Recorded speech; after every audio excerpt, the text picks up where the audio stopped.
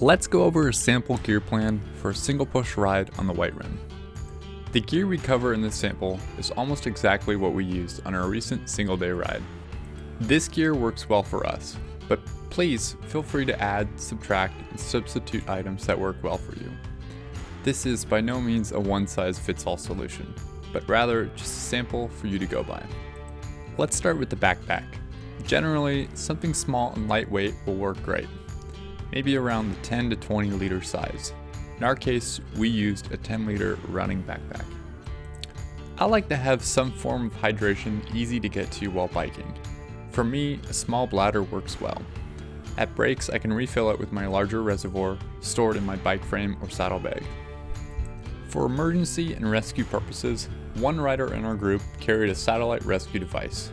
It's small, super lightweight, and it's easy insurance to carry with you. Each person also carried a super simple personal emergency kit, which included a bivy bag, lighter, and small first aid kit. It's good to also carry a water bottle that will be attached to your bike frame. I like to dedicate this water bottle for electrolyte mixes. That way I'm not having to mix powders into my larger Camelback style reservoir. Chain lube. Don't forget this item. Take a lot of it and be prepared to share it with your friends when they beg you for it. There's nothing worse than listening to your bike grind for hours on end. Some other items that you might consider bringing are some basic bike maintenance tools. We're talking here like a tire pump, shock pump, maybe a spare derailleur hanger, extra tube and sealant, a spare chain link, and a multi-tool. This one's pretty obvious. A helmet is a no-brainer. Don't forget it. Clipless pedals are highly recommended.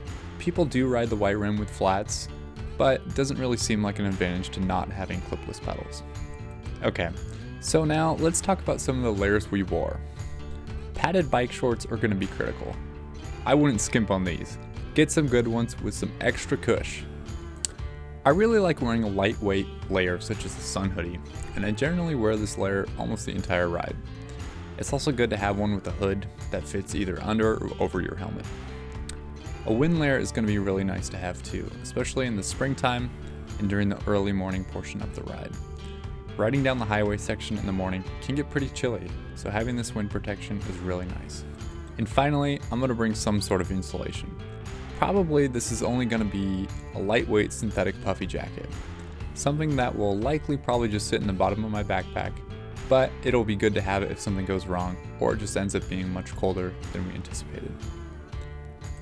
And really that's it. It's pretty simple. There's a few odds and ends that we obviously skipped over that you're going to want to bring along. So now let's talk about some food choices. We generally plan for approximately 300 to 400 calories per hour as a minimum. Now that's a lot of goodies, but I personally rather pack extra. I'm guilty of bringing a lot of high-calorie, sugary treats. That's typically what works best for me to get the energy I need.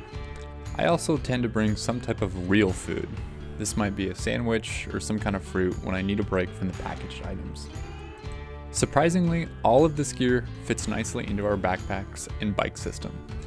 Here's an example of how everything fit on Josh's bike during the ride.